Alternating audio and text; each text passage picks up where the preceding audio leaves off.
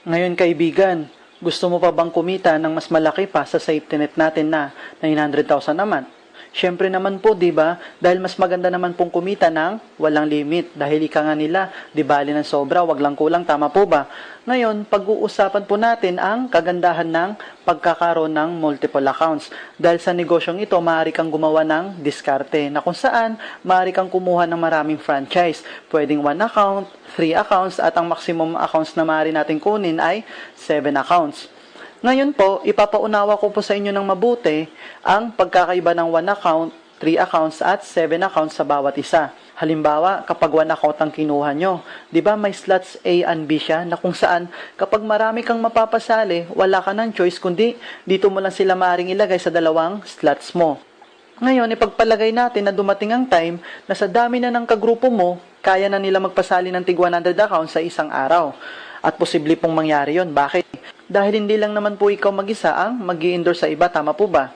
So ngayon, 100 accounts po dito sa corporate A mo at 100 accounts din po sa corporate B mo. Di po ba ang pairing bonus natin ay worth 500 pesos? So 100 accounts multiplied by 500 pesos equals to 50,000 pesos. Pero ang safety net lang natin na maaaring ibigay sa atin everyday ay 30,000 pesos per day. So, ang sobra na 20,000 ay mapupunta po siya sa company natin para madagdagan na naman po ulit ang bonus pool natin at para din po sa other expenses ng company natin.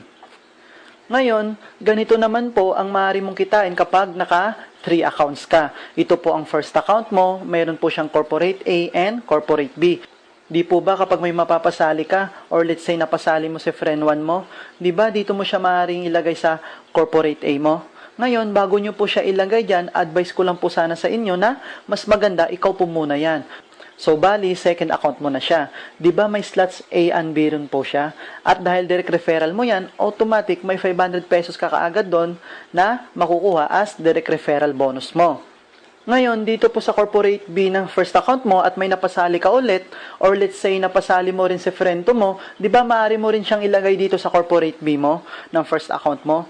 Ngayon, bago nyo po siya ilagay dyan, advice ko lang din po sana ulit sa inyo na mas maganda, ikaw rin po muna yan. So, bali, third account mo na siya. Di ba may slots A and B rin siya at dahil direct referral mo din yan, automatic may 500 pesos rin po kayong makukuha dyan as direct referral bonus mo.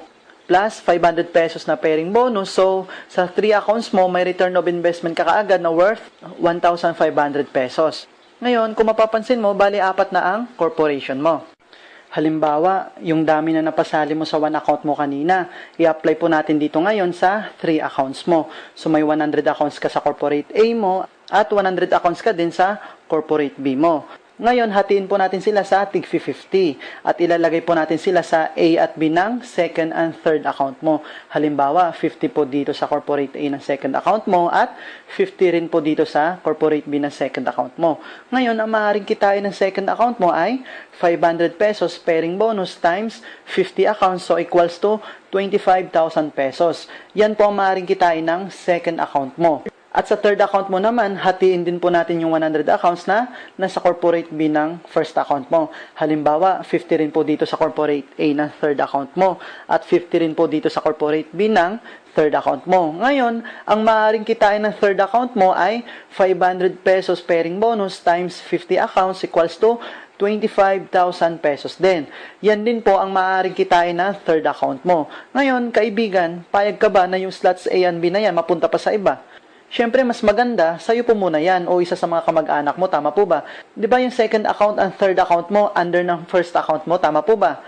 Ngayon, itong 50 accounts mo na nasa corporate A ng second account mo ay magpipair din po siya sa 50 accounts na nasa corporate B na third account mo. Di ba ang pairing bonus niya is equals to 25,000 pesos. Ngayon, ito namang 50 accounts na nasa corporate B ng second account mo ay magpipair din po siya dito sa 50 accounts na nasa corporate A ng third account mo. Di po ba ang pairing bonus niya din ay 25,000 pesos din. So, ang total na kinita ng first account mo ay 50,000 pesos. Pero, ang maximum lang ng safety net na maaaring ibigay sa'yo, magkano? Di ba 30,000 pesos per day lang? At ang sobra po na 20,000 ay mapupunta na naman po siya sa company natin para kumita na naman po siya at para at the same time, madagdagan na naman po ulit ang bonus pool natin. So, ang total na kinita mo ay 25,000 pesos mula sa second account mo plus 25,000 pesos mula sa third account mo plus 30,000 pesos mula sa main account mo. So, a total of 80,000 pesos per day. Tanong kaibigan, saan po mas malaki ang kitaan? Sa one account na 30,000 pesos per day lang or sa 3 accounts na 80,000 pesos per day na kung saan same effort lang din naman ang ginawa mo? Siyempre, doon na po tayo sa malaki, tama po ba? Ngayon kaibigan, kung naniniwala ka talaga sa sarili mo na marami ka talagang mapapasali at kung gusto mo pa talagang kumita ng mas malaki, ang pinaka-advisable po na account na maaari mong kunin ay 7 accounts katulad nito. Bakit po? Dahil magiging times 7 na po lahat ng magiging earnings mo, na kung saan 8 tao lang po ang kailangan mong hanapin para sa 8 corporation mo. At paano kaibigan kung ang 8 napasali mo hindi mo napigilan dumabi? Ibig po sabihin nito, maaari pong kumita lahat ng 7 accounts nyo.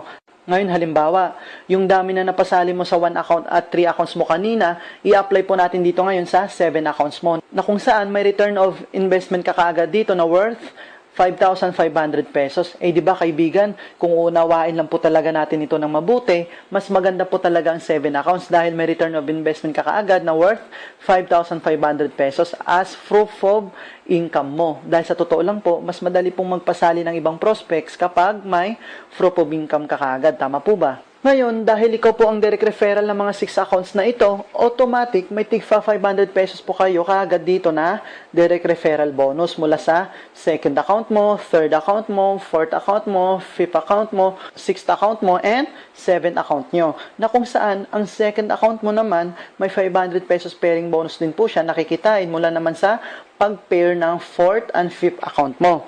And then yung third account mo naman, may 500 pesos din po siya na pairing bonus mula naman po sa pag-pair ng 6 and 7 accounts mo. Eh di ba kaibigan, lahat ng 6 account mo naka-under sa first account mo, tama po ba? Ngayon, may additional na tigpa 500 pesos pairing bonus po ulit na kikitain ng first account mo mula sa pag-pair ng second and third account mo, fourth and seventh account mo, and fifth and sixth account mo, na kung saan ang return of investment mo kaagad a total of 5,500 pesos. Ngayon, halimbawa, hatiin po natin lahat ng 200 accounts mo kanina na mula sa first account mo at i-distribute po natin dito sa 8 corporations ng 7 accounts mo. Ngayon, bali 25 accounts po silang lahat, bawat corporation mo, kung saan nagtototal din po siya ng 200 accounts. Ngayon, ang maaaring kitain ng fourth account mo sa pag-pair ng corporate A and B ng fourth account mo is 500 pesos pairing bonus times 25 accounts, so equals to 12,500 pesos. Ganon din po ang maaaring kitain sa pag-pair ng 5th, 6th, and 7th account nyo. So, a total na kinita mo sa third level mo is 50,000 pesos. Eh, di ba kaibigan, ang 4th and 5th account nyo ay under din po siya ng second account nyo? Tama po ba? Ngayon, may kikitain din po yung second account nyo na pairing bonus mula sa pag-pair ng corporate A ng 4th account mo sa corporate B ng 5th account mo. So, a total of 12,500 pesos. Ganon din po sa pag-pair ng corporate B ng 4th account mo sa corporate A ng 5th account mo. So, a total of 12,500 pesos din. Ganon din po ang mangyayari sa third account mo. Bali, kikita din po siya mula sa pag-pair ng corporate A ng 6th account mo sa corporate B ng 7th account mo. So, a total of 12,500 pesos din. Plus, 12,500 pesos ulit mula sa pag-pair ng corporate B ng 6th account mo sa corporate A ng 7th account mo. So, ang total na kinita ng second level mo is 50,000 pesos. Eh, di ba kaibigan, lahat ng 6 accounts mo under ng first account mo, tama po ba? Ngayon, ang maaari namang kitain ng first account mo sa mga pairing bonus ng ibang corporations mo ay ito. Ngayon, yung corporate A ng 4th account mo ay magpe-pair po siya sa corporate B ng 7th account mo. So, a total of 12,500 pesos. And then, itong corporate B ng 4th account mo ay magpe-pair din po siya sa corporate A ng 7th account mo. Then, a total of 12,500 pesos din, pairing bonus. Eh, di ba kaibigan, itong corporate A ng 5th account mo ay magpe-pair din po siya sa corporate B ng 6th account mo. So, a total of 12,500 pesos din.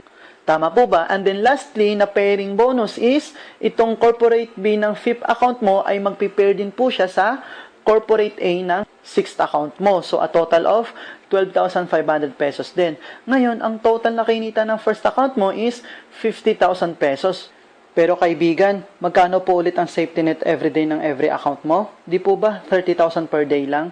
And then, ang 20,000 pesos na sobra ay mapupunta na naman po ulit siya sa company natin para sa other expenses ng company natin at para madagdagan na naman po ang bonus pool natin. Ngayon, ang total na kinita ng 7 accounts mo ay 130,000 pesos sa isang araw. Ngayon kaibigan, ganito po ang kagandahan ng pagkakaroon ng multiple accounts. So ngayon kaibigan, payag po ba kayo na ibigay pa sa iba ang ibang slots ng corporation nyo instead sa'yo sa kamag-anak mo? Ngayon, nasa sayo na po ang desisyon. Ngayon kaibigan, kapag naniniwala ka na marami ka talagang mapapasali, kaibigan, go for multiple accounts. Pero, kapag nagdududa ka rin sa iyong kakayahan, okay na po sa iyo ang one account. Pero kaibigan, baka naisip mo, baka maaari namang magdagdag ng accounts. Maaari po talaga yon. Pero kapag dumami na bigla mga naging kagrupo mo, ngayon, doon na po kayo magdudugtong ng another account nyo sa kaduluduluhan ng mga napasali nyo. Kaibigan, payag po ba kayo nun na downline kanila? Syempre, iba na rin po kapag nasa taas ka na, tama po ba? So kaibigan, dyan po nagtatapos ang explanation natin tungkol sa kagandahan ng pagkakaroon ng multiple accounts. So guys, sa mga gusto pong malaman ng updates ng team ko o update tungkol sa akin, add nyo lang po ako sa Facebook. At guys, sa mga kakasimula pa lang sa negosyong ito lang po ang masasabi ko. Sana huwag po muna natin madaliin ang kitaan. Dapat mag-build po muna tayo ng pipeline natin para sa ikakatagumpay natin sa kahit ano pa mang larangan ng negosyo. Ibig sabihin, gagawa ka muna ng magandang plano para maganda rin po ang resulta. Tama po ba? Ngayon, ang unang-una po na dapat natin gawin ay pag-aralan muna natin ng mabuti ang negosyo. Technical ng company, everything about company, how to approach people, how to invite, how to do prospecting, at marami pa pong iba na kung saan sa negosyong ito dapat full of knowledge ka para hindi ka mapapahiya sa lahat ng makakausap mo.